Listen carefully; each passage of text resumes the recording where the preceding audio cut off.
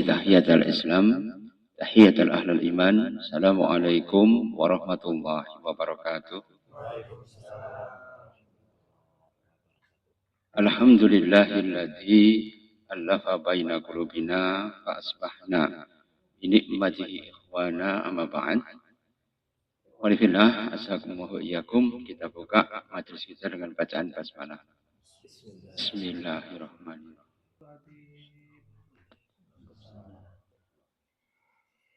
Segala puji kita haturkan kehadirat Allah yang Maha Perkasa, yang melimpahkan nikmat pada kita secara luar biasa, sehingga pada sore hari ini kita dikumpulkan oleh Allah untuk thalabul ilmi dalam keadaan sehat walafiat. Salawat dan salam, taslim, moga-moga senantiasa terlimpah kepada Kanjeng Nabi Muhammad Sallallahu Alaihi Wasallam. Mugi-mugi kita angsal sahabatipun min yaumi hada ila yaumil qiyamah insyaallah. Ikhwani fillah, azakumullah wa iyyakum. Kita teruskan pembahasan kita tentang qiyat istiqomah. Kemarin sudah sampai ke 8, tapi pembahasannya belum tuntas. Yaitu kita membahas tentang 7 golongan yang melewati sirat. Kira-kira jenengan masih hafal apa enggak? Ya, 8 golongan yang melewati sirat atau jisr atau kontoroh. Ya, yang artinya adalah jembatan. Kita ulangi lagi aja. Yang pertama adalah golongan siddiqun atau orang-orang yang jujur. Ini yang pertama kali. Yang kedua adalah al-alimun, yaitu orang yang berilmu. Kemudian yang keempat al-budala'u, yaitu orang yang dicintai oleh Allah Subhanahu wa taala atau aulia Allah, yaitu para kekasih Allah. Kemudian yang keempat, ya as-suhada, yaitu orang yang mati atau berjuang, kemudian dia binasa karena membela agama Allah Subhanahu wa taala. Ini yang keempat. Yang kelima, yaitu adalah al-hujjat, yaitu orang yang ikhlas menunaikan haji dan umrah, ya hanya karena Allah Subhanahu wa taala. Ya, kemudian yang keenam, ya, yang melewati syirat adalah al-muti'un, yaitu orang yang taat kepada Allah Subhanahu wa taala.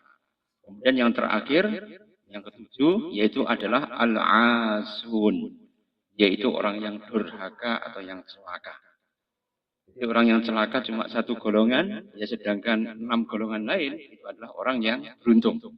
Bisa masuk sirat ya atas rahmat dari Allah Subhanahu wa taala. Kemarin yang sudah kita bahas yaitu adalah yang pertama, yaitu siddiqun, yaitu orang yang sidq atau yang jujur ya di hadapan Allah Subhanahu wa taala. Sekarang kita menginjak yang kedua, yaitu adalah golongan al-alimun, yaitu sahibul ilmi atau orang yang mempunyai ilmu. Allah memberikan satir atau sindiran pada kita, hal yastawil a'ma wal basir. Apakah sama orang yang buta dan orang yang melihat? Tentu berbeda. Karena orang yang buta itu tidak akan bisa melihat hakikat apapun juga. Sedangkan orang yang melihat itu pasti mendapatkan informasi yang banyak berkaitan dengan hal-hal yang ada di alam semesta ini. Maka orang yang berilmu itu adalah orang yang basoir, ya, atau mata hatinya itu terbuka. Orang yang kemudian mata hatinya terbuka, pasti dia akan jujur kembali kepada klausul yang pertama tadi. Sebelum kita lebih lanjut, ya, saya ingatkan juga bahwa di setiap sirat atau jalan untuk menuju ke surga itu ada 7 pos. Yang pos itu kita diperiksa masing-masing amalan kita itu oleh malaikat. Pos yang pertama yaitu adalah pos keyakinan atau keimanan.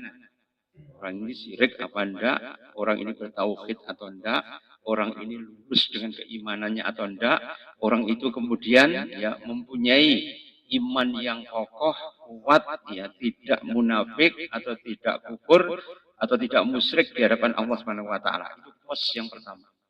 Pos yang kedua yaitu adalah pos atau mahaddhah as-shalah, yaitu adalah pos salat. Maka salat ini akan menjadi tolok ukur. Kalau salatnya baik, sairul amal, seluruh amal juga akan baik. Kalau sholatnya jelek, maka sairul amal itu juga akan fasid atau rusak semua. Ini pos yang kedua. Pos yang ketiga, yaitu adalah pos zakat. Atau orang yang zakat wasodakoh. Kemudian pos yang keempat, yaitu pos puasa. Yaitu kalau itu menunaikan puasa. Pos yang kelima, yaitu adalah haji. Atau haji itu adalah haji atau umroh. Ini termasuk juga karena al-hajjul mabrur laisa lahu jasa ila jannah. Maka haji mabrur tidak ada balasan kecuali hanya surga.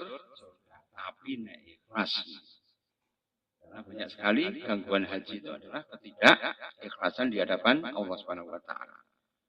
Ya, kemudian ya, pos yang berikutnya yaitu adalah yang keenam, yaitu pos toharoh. Berkaitan dengan bersuci. Kalau orang tidak punya ilmu itu kan penyuciannya juga akan menjadi repot. Kemarin itu saya mendatangi tahlilan sama Yasin ya. Tiba-tiba ada jamaah itu yang nguyuh ya di dekat selokan. Hari itu kemudian juga masuk ya melakukan jamaah tahlil, tapi ketika itu kan pada maghrib kan, ketika isya sholat dia tidak wudhu langsung sholat. Ya. Sedang dia pipis tadi juga mungkin tidak istinja, cuma dikipat-kipat itu aja. Masya Allah. Jadi ma'asyiral muslimin, akhirnya apa? Ibadah itu cuma syukur gugur kewajiban saja.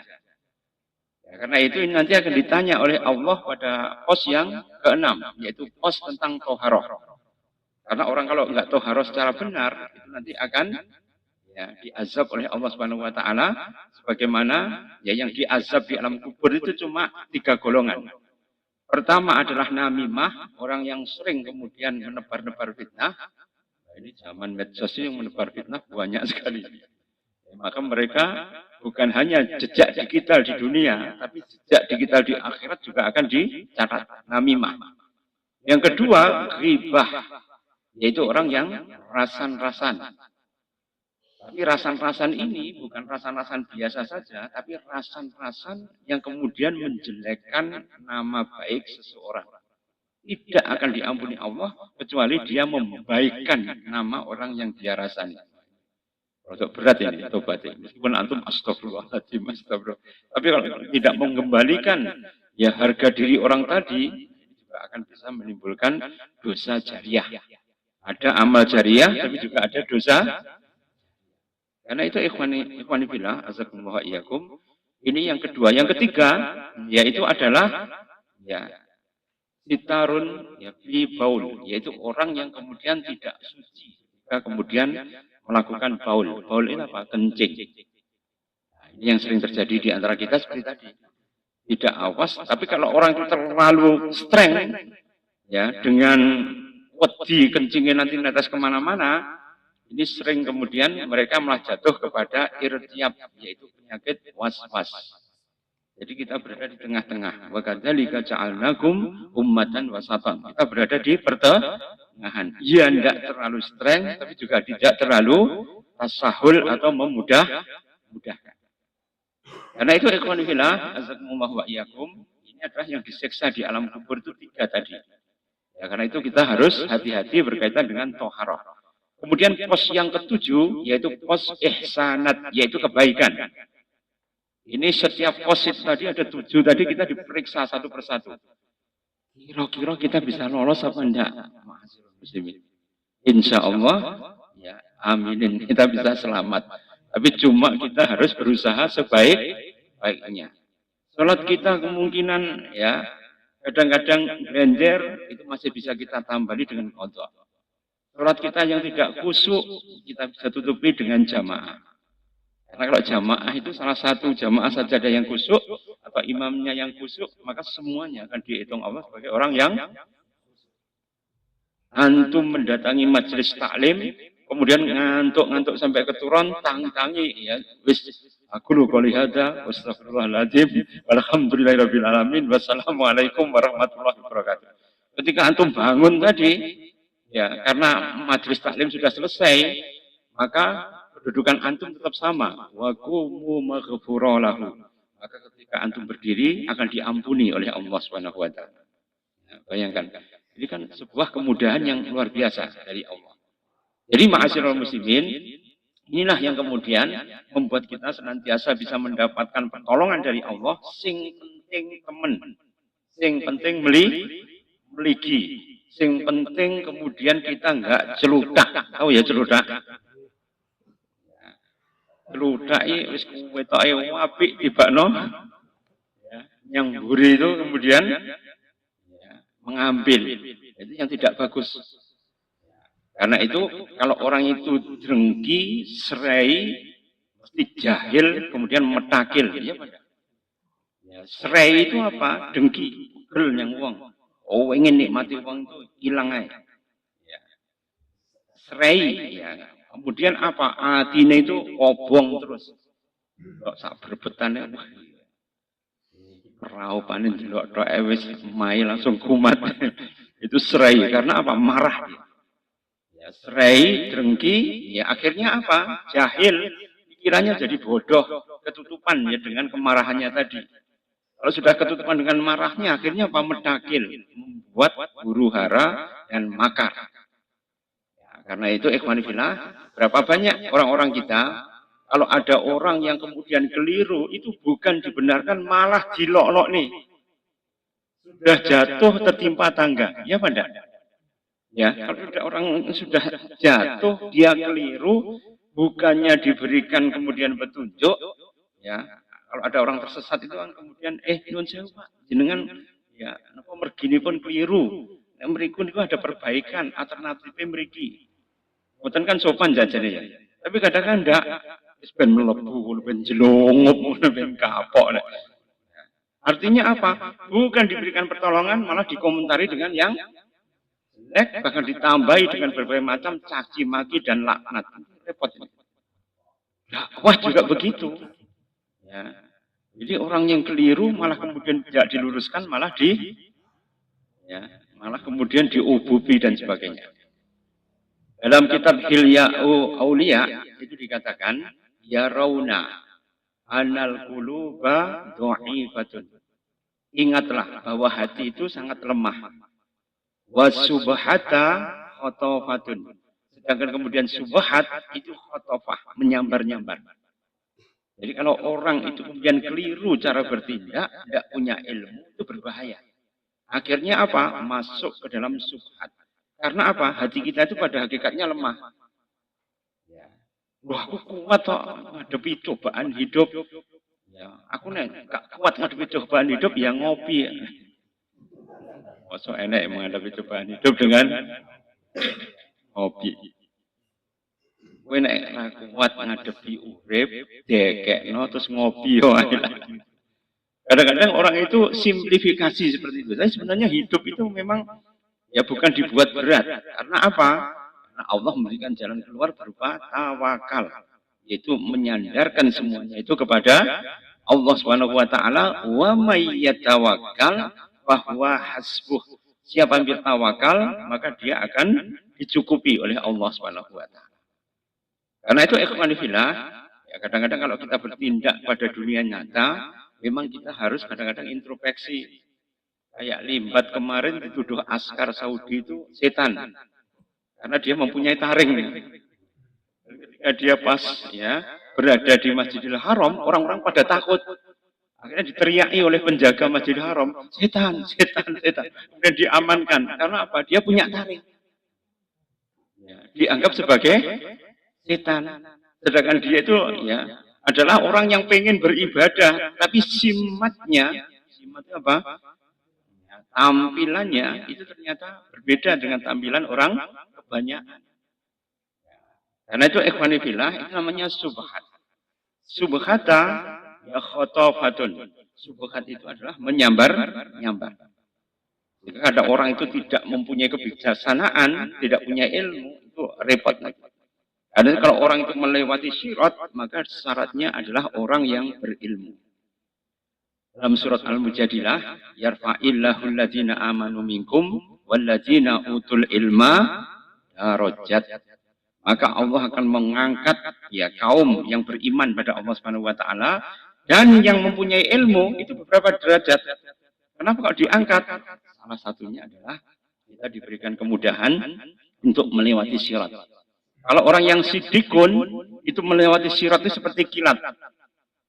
Tapi kalau orang yang alimun, orang yang kemudian berilmu di hadapan Allah Subhanahu wa taala, maka dia lewat sirat itu seperti rihun asifun, yaitu seperti angin yang ya, kencang. Angin yang kencang maubus gitu, maka dia kemudian sudah sampai di tempat tujuan. Kayak Sulaiman itu perjalanan 3 bulan itu hanya ya, 1 detik dengan nunggangi angin. Ya. Coba kalau antum punya gitu, ya, mungkin antum bisa tulin terus ya. Tapi jangan dibayangkan Sunggokong juga bisa begitu ya. Ini Nabi Sulaiman itu ya adalah nabi yang bisa mengendalikan angin. Karena itu ikhwan fillah, maka al-alimun ini kita harus mengetahui yang namanya ilmu Allah, yaitu ilmu Allah. Jadi ilmu Allah itu ada 2 cabang. Yang pertama adalah thariqatur rasmiyah. Thariqatur rasmiyah itu adalah thariqah atau jalan yang resmi. Maka ilmu itu yang resmi melalui wahyu. Bukan wahyu tonggone sampean, bukan. Tapi wahyu ini adalah yuha ilayya annama ilahukum ilahu wahid. Jadi Nabi Muhammad itu diberikan wahyu supaya kemudian dia mengajarkan manusia tentang ilmu tauhid. Ini namanya wahyu. Ya, perantaranya siapa? Yaitu para rasul. Sejak zaman Adam sampai Kanjeng Nabi Muhammad SAW, mereka diberikan petunjuk. Kalau zaman Adam, karena mereka itu masih beriman semua, bukan diberikan kitab, tapi suhuf. Jumlahnya 30. Baru kemudian zaman Nabi Sis, ya, akan diberikan kitab. Nanti kemudian zaman Nabi yang lain diberikan suhuf. Ya, kemudian diberikan kitab kayak Nabi Musa, Nabi Isa, Nabi Daud, kemudian Kanjeng Nabi Muhammad SAW itu diberikan kitab semua. Dengan yang lainnya itu pedomannya suhuf dari Nabi sebelumnya atau diperbaharui lagi. Jadi ma'asyiral muslimin, inilah yang kemudian akan menjadi tazkirah buat kita semua. Ilmu Allah itu jalan resminya itu wahyu. Pembawanya para rasul. Bentuknya yaitu kitab. Maka kitab dalam Al-Quran disebut juga sebagai An-Nur, yaitu cahaya. Disebut juga sebagai Furqan, yaitu pembeda antara yang hak dengan yang batil. Karena itu kalau orang itu berpegang kitab, maka disitulah ini merupakan hakikatul mutlaqah. Hakikatul mutlaqah itu adalah hakikat yang mutlak, tidak bisa ditawar-tawar lagi. Yang harus kemudian diikuti oleh manusia. Mangkola sidqan. Barang siapa yang berkata dengan kitab Allah, pasti dia akan benar. Ya. Man amila ujiro. Barang siapa yang beramal, pasti akan diberikan pahala oleh Allah Subhanahu wa taala. Wa man hakama adilah. Barang siapa yang berhukum, pasti dia akan adil. Wa man da'a ilaihi. Barang siapa yang mendakwahkan kitab Allah, maka kemudian dia yada'u ila siratil mustaqim. Maka dia diberikan petunjuk untuk menuju jalan yang lurus. Siratal mustaqim. Yaitu jalan yang lurus. Inilah ya nanti akan menjadi pedoman kita.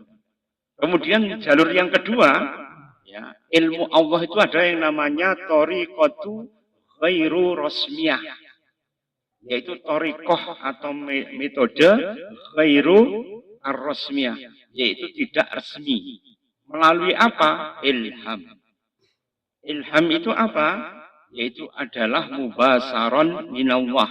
Sesuatu yang langsung dari Allah diberikan kepada manusia, sehingga manusia itu bisa melihat alam semesta. Tadi dibacakan oleh Christian tadi, surat Al-An'am ya, yang berkaitan dengan kisah Kanjeng Nabi Ibrahim yang kemudian mencari ilmu. Caranya bagaimana? Dengan thariqu ghairu rasmiyah, dengan jalan yang tidak resmi. Nah, tadi tidak janjian dengan Christian loh ya, mau membahas tentang ini. Tapi karena ilham dari Allah, akhirnya beliau membaca itu tanpa perintah dari saya. Siapa yang memberikan ilham supaya ya Christian membaca Ya kisahnya Kanjeng Nabi Ibrahim mencari ilmu tanpa ya dengan menggunakan jalur resmi. Ya toriku ghaira resmiyah. Yaitu ya ketika kemudian falamma ro'a komaro dan ketika kemudian Nabi Ibrahim melihat komar atau bulan, maka beliau berkata, hadza rabbi, ini Tuhanku. Kemudian wa idza afalat, kalau kemudian ya bulan itu kemudian terbenam, maka ya, inilah yuhibbul afilin. Aku tidak suka pada sesuatu yang tenggelam. Itu dengan melihat alam semesta, maka orang itu akan mengetahui hakikat dari Allah Subhanahu wa taala. Pernah ya Abu Hanifah itu diajak ya, berdebat dengan orang ateis. Dan orang ateis itu adalah dengkotnya ateis atau orang yang tidak bertuhan. Atau dalam bahasa Arabnya ilhadiyin. Ilhad itu artinya ateis. Ilhadiyin itu adalah orang ateis. Ketika kemudian ditunggu pada waktu perdebatan itu, ternyata Abu Hanifah tidak teko-teko. Akhirnya kemudian orang-orang pada bersorak, wah Abu Hanifah ternyata orang penakut. Ngomongnya mufti, ngomongnya bisa ya, mendebat ya, kami. Ternyata ya cuma sontoloyo saja, tidak bisa datang. Baru setelah beberapa jam ditunggu, wes mulai. Ketika mau pulang, Abu Hanifah baru datang. Maka beliau mengatakan, maaf ya, tadi saya ketika menyeberang Sungai Dajrah, ya, Sungai Tigris, maka kemudian ternyata banjir besar. Sehingga akhirnya kemudian saya tidak bisa lewat. Tapi alhamdulillah, tiba-tiba ada kayu datang, ada tali datang, ada kain datang, itu kemudian membentuk perahu. Setelah itu kemudian ya dia nempel-nempel sendiri, diikat-ikat sendiri, bahkan kemudian ada paku yang datang memaku setiap kapal tadi. Kemudian tiba-tiba ada kayu pancang besar yang masang di tengah, kemudian kain itu terpasang sendiri, sehingga terbentuklah kapal. Akhirnya aku sampai di sini. Maka kemudian orang-orang ateis ngapusi, ya ngapusi, mosok enek ya. Ya kapal itu digawe dewe, moro-moro teko kabeh bari pembentuk kapal. Maka kemudian Abu Hanifah mengatakan kamu yang lebih bohong. Kamu tidak percaya pada Tuhan, tapi sebenarnya kamu ditunjukkan bahwa alam semesta ini adalah ya bentukan daripada Tuhan yang Maha Kuasa.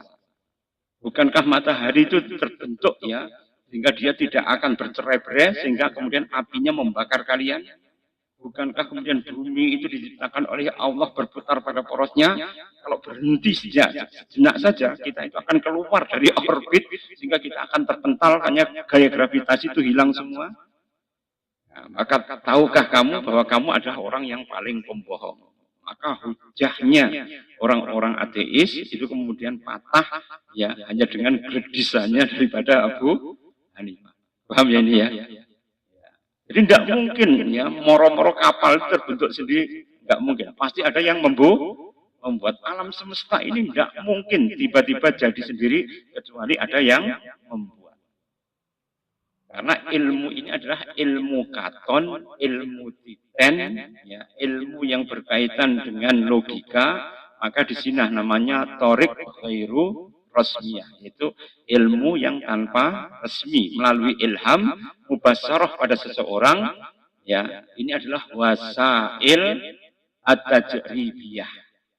Wasail at-tajribiyah, yaitu adalah wasail atau media untuk kemudian menjadi yang kita buat dari pengalaman kita. Semakin banyak pengalaman kita, maka keberadaan Tuhan itu akan menjadi semakin nyata. Itu ya yang namanya ya, dalil akliyah. Ya, jadi dalil akliyah itu adalah dalil yang berkaitan dengan pikiran. Sedangkan yang tadi dari Al-Quran, ya, dari Rasulullah itu namanya dalil nakli. Yang satunya dalil akli. Maka ini akan membentuk ilmu yang memberikan hudan wa irsadan, yaitu adalah petunjuk dan kemudian juga ya bimbingan kepada manusia. Oh ya, ilmu Allah seperti ini. Jadi orang yang alimun itu pasti belajarnya itu dua-duanya. Tidak ada dikotomi antara ilmu nakli dan ilmu akli. Tidak ada dikotomi untuk ilmu kauli dan ilmu kauni. Qauli itu adalah Quran Sunnah, kauni itu adalah tentang alam semesta. Semuanya menyatu. Kalau antum melihat, ya, seperti misalnya ditemukan besi, itu kenapa? Rumus besi itu 51 Fe. Ya, di dalam deret hitung kimia itu loh. Itu kan ayat 51 kan? Ayat di dalam Quran yang 51 apa? Surah Al-Hadid. Itu surah yang berkaitan dengan besi. Kok cocok antara deret ukur kimia dengan ya, surah yang ada di Al-Quran. Wa anzalna hadida fihi ba'sun sadidu wa manafi'u linas. Dan Allah itu ketika menurunkan besi itu meteor itu dari langit. Ba'sun sadidun yang mempunyai kekuatan yang hebat. Karena dari besi tadi bisa digunakan untuk balistiknya Iran. Ya. Atau menjadi rudal yang digunakan untuk menghancurkan ya, musuhnya. Semuanya dari besi. Dan biji besi itu bukan dari bumi, tapi apa? Wa anzalna hadidan. Itu turun dari langit melalui meteor. Jadi dunia itu sebelum dihuni manusia, itu kemudian dihujani meteor terus-menerus. Sehingga akhirnya kemudian besi itu kemudian ya merata pada seluruh dunia ini. Sehingga manusia bebas untuk menambangnya. Dan tahukah jenengan kenapa dijadikan besi itu di meteor? Untuk nyawat setan. Ya benda? Wa yu'dafuna min kulli dafi'. Dan kemudian kami melempar setan itu yang durhaka, yang mencuri berita-berita langit, maka mereka akan dilempar dengan batu-batu meteor. Dan batu itu menjadi sumber besi. Karena itu ikhwabillah, azakumullah wa iyyakum, maka besi inilah yang kemudian digunakan manusia untuk wa manafi'u linnas, menjadi manfaat buat manusia. Jadi ketika kita melihat banyak sekali kegunaan ya daripada besi tadi, maka kemudian ya ada zaman besi, ada zaman perunggu, ada zaman ini itu dan sebagainya. Kerajaan yang paling lama 4000 tahun sebelum Masehi, kerajaan Sumeria itu ternyata sudah bisa membuat ya elektroda pasif. Jadi tidak perlu pembangkit tenaga listrik, mereka coba membuat bejana iso murup gitu. Kemarin itu ketika Amerika itu masuk ke Irak, berusaha untuk merampas ini di museum Irak, mereka nyumet itu sampai saya itu raiso. Berarti kira-kira lebih pintar mana? Ya, zaman Sumeria atau zaman sekarang? Zaman Sumeria itu sudah hebat luar biasa. Antum tahu yang paling tua daripada peradaban India, Mohenjo-daro itu. Mohenjo-daro itu adalah kerajaan sebelum bangsa Arya datang yang menempati orang-orang hitam, di mana mereka mempunyai ya, kerajaan yang sangat hebat sekali. Dan yang paling menakjubkan adalah sistem irigasinya. Yang irigasinya lebih canggih daripada kita sekarang. Antum tahu Petra ya? Petra itu yang kerajaan yang dipahat oleh suku Nabatea yang di Yordania. Nanti kalau antum bulan yang Yordania, perang ya, tapi jangan sekarang, masih perang. Jadi kalau antum dolan di sana, nanti ada kerajaan Petra. Kerajaan Petra itu diukir di tebing-tebing. Dalam Al-Quran itu dikatakan wayan ituna minal jibal. Maka mereka membuat istananya itu di jibal, di gunung. Diukir. Itu adalah bekas bangsa Samud yang dihancurkan oleh Allah Subhanahu wa taala. Mereka pindah semuanya itu ke arah utara dan menetap di daerah Petra tadi. Mereka melanjutkan tradisi membuat istana itu yang ada di ya batu-batu. Itu kan tidak ada air. Ya, tidak ada sama sekali ya hujan. Tapi mereka membuat pengairan itu sangat dahsyat sekali dan bisa mengambil air itu dari kedalaman yang sangat jauh sekali. Kira kalau ini ya tidak menggunakan ilmu bisa apa enggak? Dan sampai sekarang orang bingung, ya apa cara mencari air yang ada di situ. Sedangkan orang-orang dulu itu sangat mudah sekali mencari air. Ya, meskipun di padang pasir yang sangat tandus sekalipun, mereka paham, oh, di sini pasti ada air. Caranya bagaimana? Ternyata mereka itu melihat burung. Jadi kalau ada burung berputar-putar, maka di bawahnya itu pasti ada sumber air. Maka mereka dengan mudah menggali itu untuk mengambil air tadi. Antum tahu Nabi Handolah, ya, yang merupakan nabi yang dikirim pada bangsa Madian. Bangsa Madian itu adalah bangsanya ya Su'aib. Dikirim Su'aib, ternyata mereka juga masih bandel. Maka dikirim Nabi Handolah, enggak disebutkan dalam 25 nabi, tapi dalam hadis itu dikatakan bahwa Handolah itu diperintahkan untuk meluruskan kaum itu supaya menyembah Allah, tidak menyembah kepada semak-semak atau menyembah kepada pohon. Karena mereka punya pohon tinggalan Nabi Adam yang jumlahnya 7. Pohonnya besar-besar. Namanya Ashabur Ros.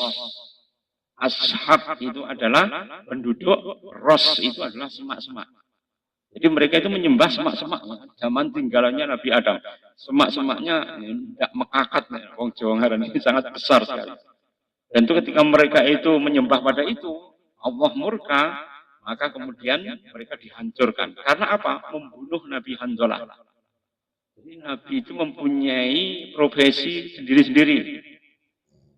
Nabi Nuh profesinya tukang kayu. Ya benar. Kalau kemudian Nabi Ibrahim itu penggembala. Kalau Nabi Handolah, ini pekerjaannya apa? Yaitu sebagai buruh angkut. Dia buruh angkut sehingga dia mempunyai derajat yang rendah di hadapan kaumnya. Dan ketika dia berdakwah, bukannya diterima malah diolok-olok. Kira-kira ada yang benar nih jenengan dari orang yang tidak kedaraan, ya, atau orang yang kemudian dianggap kere, kira-kira mau apa enggak? Tidak mau lah. Ujung-ujungnya apa? Nabi Handolah itu kemudian dibunuh. Dimasukkan ke sumur Ros tadi, sehingga Allah murka, maka dalam satu hari sumur itu mengering semua. Dan kemudian pohon tinggalannya Nabi Adam mati semua yang 7 itu. Kemudian dalam 24 jam itu semua hasil pertanian mereka itu langsung hancur semua. Maka mereka itu kemudian mati kelaparan dalam keadaan tidak bisa mengungsi lagi. Maka daerah itu yang subur, penuh dengan berbagai kenikmatan, hancur dalam sekejap saja. Itu Ashabur Ras, yang sering disebutkan di dalam Al-Quran.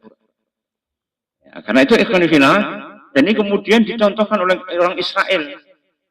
Orang Israel itu ketika berada di tempat tandus, ya, seperti di Palestina, mereka membuat ya pohon buah-buahan yang paling banyak menghasilkan di Arab. Sehingga kadang-kadang jamaah haji itu mangan jeruk telap-telap itu sebanyak impor dari Israel. Tapi mereka tidak tahu kan, karena apa? Pengimpor jeruk terbesar itu daerah situ. Kenapa? Mereka menggunakan ya teknologi pertanian yang paling canggih. Cara nyiraminya di padang gurun itu dengan ya menggunakan air yang terus-menerus. Ya, ada pipa yang mengalir terus-menerus sehingga gurun yang tandus itu berubah menjadi subur. Cina melepaskan 3 juta kelinci di padang pasir Sahara. Kemudian menciptakan ya solar cell, yaitu yang ya, lebarnya 15 km, panjangnya 400 km. Solar cell. Tahu ya solar cell? Ya, itu yang digunakan untuk menangkap cahaya itu loh. Dan digunakan ya untuk kemudian membuat listrik buatan. Dan itu bisa membuat listrik ribuan kilowatt, jutaan kilowatt. Sehingga Beijing itu bisa terpenuhi hanya dengan solar cell yang ada di ya, gurun Sahara tadi. Dan ketika dilepasi dengan kelinci, kemudian solar cell itu menggerakkan pompa air, maka daerah padang Sahara yang tandus itu sekarang menjadi subur semua. Kira-kira ini ya nikmat atau bencana ini? Karena di Arab juga dilakukan begitu, sehingga Arab sekarang menjadi subur sekali. Gletser-gletser lama itu tiba-tiba muncul kembali. Sungai-sungai air tanah tiba-tiba muncul kembali. La taku masa'ah, tidak akan tegak hari kiamat. Hatta ardul Arab, sampai kemudian bumi Arab, burujan wanaharon. Itu menjadi hijau dan penuh dengan sungai. Itu adalah tanda hari kiamat. Ya. Di Cina sudah mulai subur, gurun Sahara, maka kemudian di Jazirah Arab kemudian mulai subur, karena Allah kemudian membuka ya daripada sungai-sungai purba itu untuk kemudian eksis kembali, dan inilah yang kemudian membuat kita harus kembali kepada Allah, wa anibu ilallah. Kita harus kembali kepada Allah dengan apa? Dengan ilmu dari Allah tadi, al-alimun. Karena banyak orang itu kemudian ketika tidak berilmu itu ngawur terus. Senengannya ngubyuki, oh ya ngubyuki. Enek wong salah, tidak kemudian diberikan hidayah, tapi malah menjadi supporter untuk ngilok-ngilok nih. Iya pada. Ya, sehingga orang yang kemudian pengennya dapat hidayah, kira-kira kemudian maju mendapatkan hidayah, apa tambah lesu kira-kira. Sampai dilok nih, ngono kuwi lho ngaji ora bener. Jadi itu rujukannya Quran dan Sunnah duduk. Ya, ketika kemudian ya dihajar dengan informasi seperti itu, orang itu susi orang ngaji, orang padean, susi gitu kan. Ya pada. Karena apa? Pendekatannya keliru. Karena itu khatibun nas biqadari uqulihim. Kamu berkata pada manusia itu sesuai dengan pola pikirnya. Jadi kemudian ya ojo ngeyel, ya, kemudian kita itu hanya ingin kebenaran kita itu diakui saja. Jika kalau terjadi fitnah seperti ini kan bingung itu. Ya benda. Itu fitnah yang dahsyat luar biasa sekali. Ketika kemudian orang Arab itu tidak membela Palestina, maka dalam surah Muhammad itu dikatakan wa in tatawallau yastabdil qauman ghairakum summa la yakunu amsalakum. Maka kalau mereka berpaling wa in tatawallau yastabdil qauman ghairakum, maka akan aku ganti kamu dengan kaum yang lain. Ganti dengan kaum yang Arab diam saja kan. Mesir malah menghalangi orang memberikan bantuan. Yordania malah kemudian ya menembak ya beberapa kapal yang mau melewati situ. Kode Islami mas. Ya. Berkowar-kowar di podium tapi tidak pernah membantu secara langsung. Ya. Ujung-ujungnya apa? Ya tabdil kauman ghairakum, diganti dengan kaum yang lain, dan kaum yang lain itu ternyata siapa? Iran, Cina, Rusia. Itu kan agamanya tidak benar semua, ya pada. Tapi kita dibantu itu, kemudian antum ngilok-ngilok oleh Iran. Berarti kan kita tidak tahu ya bahwa makar Allah Subhanahu wa taala ini kemudian kalau berlangsung di depan mata kita itu merupakan ya salah satu bentuk subhat. Subhat itu apa? Sesuatu yang grey area. Grey area atau apa? Area abu-abu. Nah, area abu-abu ini oleh Huzaifah Ibnul Yaman itu dikatakan al-haq ya fihi dakhan, yaitu al-haq itu berada di dalam kabut. Maka kalau antum pengen lurus di jalan Allah Subhanahu wa taala, ya, maka kita harus mauquf terlebih dahulu. Mauquf itu apa? Diam dulu. Ya benda. Antum kemudian ngono-ngono ya, Iran misalnya, oh Iran ini sesat. Oh, ini dan Tuhannya beda dengan Tuhan umat Islam. Oh, ini rujukannya ada surat Quran Kafi. Oh, ini kemudian rujukannya kepada ya kitab Fatimi dan sebagainya. Keliru semua kan memang. Ya, tapi kalau kemudian kita ngilok-ngilok itu apa pantas. Ya, kemudian orang yang memegang sunnah atau orang yang melindungi sunnah ya, seperti Saudi kemudian diam saja. Ya pada yang terjadi apa? At-tanaqudat, yaitu ada dunia yang penuh dengan kontradiksi. Karena itu Rasulullah mengatakan watinu ala anfusikum, maka kamu harus lurus tetap di jalan Allah. Jangan menjadi generasi imma'ah hanya ikut-ikutan. Ketika kemudian orang nggak membela ya bangsa Indonesia, siapa yang maju di garis depan? Kan orang sufi kan. Ya pada. Tahukah jenengan ya Kiai Mojo itu adalah Sataria. Kemudian di Ponegoro itu juga Sataria. Syekh Abdul Karim yang kemudian mengobarkan perlawanan dengan VOC di Cirebon itu adalah Naqsabandiyah. Arsad Al-Banjari itu adalah Naqsabandiyah Al-Khalidiyah. Hampir semua yang di garis depan itu orang sufi semua. Tapi kemudian kita dengan enteng saja ngilok-ngiloknya wong sufi. Ya enggak? Kira-kira ngono ki pantes apa enggak? Wis ora kerja isine komentar tok, enggak tahu sejarah historis, ujung-ujungnya apa? Cuma menyalahkan. Saya tidak membela sufi, enggak membela Iran, enggak membela siapa-siapa. Tapi saya mendudukkan pada jalur yang sebenarnya. Ini zaman fitnah, Mas. Hingga kalau antum itu ingin istiqomah di jalan Allah Subhanahu wa taala, tetap kita berpegang pada Quran dan Sunnah, dan jangan sampai basoir kita, yaitu adalah mata hati kita, itu terkontaminasi dengan kebencian dan kedengkian. Yang ujung-ujungnya malah memeletekkan yang namanya seperti misalnya ya kemarin itu ada 5 dari PBNU itu yang diundang di Israel. Kita langsung kebiah-uyah ya. Berarti NU kemasukan ya agen Mossad kan begitu. Ya karena 5 ini kemudian ya langsung membawa pesan-pesan yang berkaitan dengan Mossad tadi. Apakah Muhammadiyah juga tidak dimasuki? Apa yang lain juga tidak dimasuki? Belum tentu juga ya. Karena Mossad itu kerjanya sangat halus. Di seluruh dunia Islam itu mereka sudah masuk. Nah, karena itu ma'asyiral muslimin, kalau kita melihat fenomena seperti ini, tetap kita awaslan waspodo. Karena kita itu melihat orang munafikin yang mencari keuntungan dari harta dunia hanya untuk kemudian mendapatkan kedudukan ya keduniawiaan saja, itu sangat banyak sekali. Sikap Rasulullah bagaimana dengan orang munafik? Diam kan? Orang munafik itu ketika sholatnya yang paling depan di belakang Rasulullah. Abdullah bin Ubay bin Salul. Abdullah Ubay bin Salul sholatnya di belakang Rasulullah. Tapi Rasulullah tidak pernah menuduh Abdullah bin Ubay bin Salul. Kamu itu munafik. Umar bin Khattab, ya Rasulullah, tak patenannya ya, ojo. Apa kata dunia kalau kemudian Rasulullah itu membunuh sahabatnya sendiri. Karena apa? Dohirnya itu tetap sahabat Kanjeng. Nah, sifat seperti itu ngempet di semua angel. Akhirnya kita apa keladuk malah menghakimi saudara kita sendiri yang harusnya keluarga itu saudara kita harus kita rangkul semua. Inilah yang merupakan kelemahan kita, Mas. Maka ke depan tidak usah dikotak-kotakan NU, Muhammadiyah, Persis, RS1, Tarbiyah, HT, Jamaah Tabligh, Salafi dan sebagainya. Itu semua harus kemudian kita rangkum dalam rangka kemudian kita menegakkan Islam itu. Monggo, jalurnya masing-masing. Dan kalau mereka menyimpang dalam akidah, tawasobil haq, tawasobil sabar. Mereka menyimpang dalam ibadah, tetap tawasobil haq, tawasobil haqi, wa tawasobil marhamah. Semuanya ada jalannya masing-masing.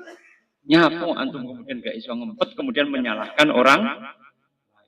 Inilah, maka orang yang berilmu itu nanti akan selamat karena apa? Orang ngubyuki yang lain. Ya benda, orang ngubyuki yang itu akan membuat kita akan menjadi selamat Pak insya Allah ya dengan izin Allah dan Subhanahu wa taala. Yang penting cara mencari ilmu tadi yang rasmiyah maupun ghair rasmiyah antum penuhi ya secara jiddiyah atau sungguh-sungguh dengan ruhul badri wa tadhiyah yaitu ruh ya rela berkorban Pak insya Allah kita akan selamat di dini wa dunya ba'dal akhir. Aku lu qouli hadza astaghfirullahalazim li wa lakum. Sebelum kita tutup mungkin ada yang mau ditanyakan. Fadlukum. Kemarin itu kan di Iran ada Sunni sama Syiah. Dia percaya Allah, tapi tidak agama Islam. Maksudnya. Kalau Syiah kan beda dengan Sunni. Jadi kalau kemudian beda dengan Sunni, ya sudah kita berhadapan kayak dengan orang kebatinan, dengan orang kejawen. Apanya? Dia percaya Allah, tapi dia bukan agama Islam. Ya, Allahnya kan berbeda berarti. Kayak istrinya Jalaluddin Rahmat. Itu ketika ditanya agamanya orang Syiah itu sama dengan Allahnya Syiah sama apa enggak dengan Allahnya orang Sunni? Berbeda. Artinya apa? Mereka mengaku sendiri bahwa Tuhannya memang berbeda. Meskipun kata-katanya sama Allah. Orang Nasrani Allah. Kalau Allah berarti kan Tuhan Bapak kan? Ya apa enggak? Tapi kemudian ada orang Nasrani mengatakan ekstrim, itu bukan Tuhan Bapak, itu Yesus. Tambah bingung nih. Itu Rohul Kudus. Karena apa? 3 dalam 1, 1 dalam 3. Nah itu cepat kayak. Ya kan bingung semua kan itu. Ya sudah kalau kita nggak usah bingung. Kita kembali kepada Islam. Islam itu Allahu wahdah. Allah itu yang Maha Esa. Lam yalid walam yulad, tidak dilahirkan dan tidak melahirkan. Walam yakul lahu kufuwan ahad. Tidak ada satupun yang setara dengan Allah Subhanahu wa taala. Sudah selesai. Enggak usah ngurusi Tuhannya orang yang dia kok masih seperti itu. Tugas kita berdakwah. Tugas kita berdakwah ternyata kemudian enggak memenuhi hasil, ya enggak apa-apa. Tugas kita cuma menyampaikan diterima atau tidak, ya terserah yang bersangkutan. Tapi kita tidak lelah untuk menyampaikan terus. Itu ya. Sehingga kalau kita enggak bingung itu loh, bilang, kok samarku bingung, kok teton jowo kegosok ini kok itu. Ya, hanya gara-gara ini itu saja. Ya. Ada satu kasus yang melintas gitu, membuat kita menjadi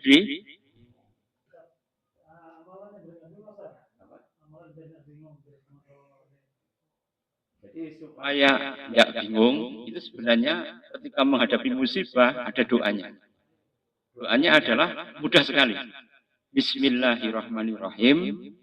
Wala haula wala quwata illa billahil aliyil azim. Itu doa dari Kanjeng Nabi. Nek sampean bingung, tidak mendapatkan sesuatu apapun, maka doalah ini. Bismillahirrahmanirrahim. Wala haula wala quwata illa billahil aliyil azim. Nanti bisa dicoba ketika antum naik bis sumber selamat. Ketika antum itu jangan lupa doa ini. Bismillahirrahmanirrahim. Wala haula wala quwata illa billah.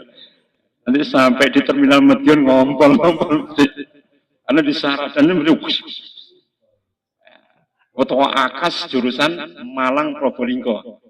Wah, dan juga. Jurusan Jember. Ya, pas pagi hari, saya pas numpai rumah nang pasar itu den. Wong pasar kan semburat kabeh. Hayang Akas seperti itu. Ya, itu pagi kalau di siang dia rada jinak ya, tapi kalau pagi itu sampai malam ugal-ugalan.